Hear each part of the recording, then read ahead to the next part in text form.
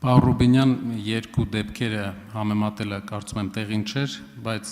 ձեր մտահոգությունը երկրորդ դեպքի հետ կապված, քանի որ առաջի դեպքը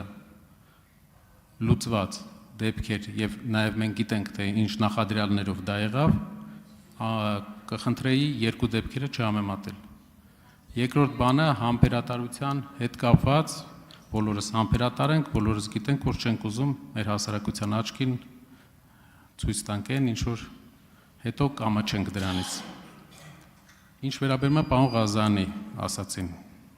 որպեսզի լինենք արդար, ես ինչ որ չափով կիսում եմ, մեր խմբակցությունը կիսում է գործընկերների մտահոգությունը եւ խմբակցությունում տեղի կունենա նիստ, որտեղ կքննարկվի հետագա քայլերը, որի մասին ձեզ տեղյակ կպայենք։ Դրանից հետո ձեր որոշումն է, ձեր որոշումն է։ Սակայն ես արտահայտեցի մեր միտքը, կարծում եմ ընկալելի։ Պարոն Կարապետյան, խնդիր չկա, դուք կարող եք ձեր խմբակցությամբ ունենալ քննարկում,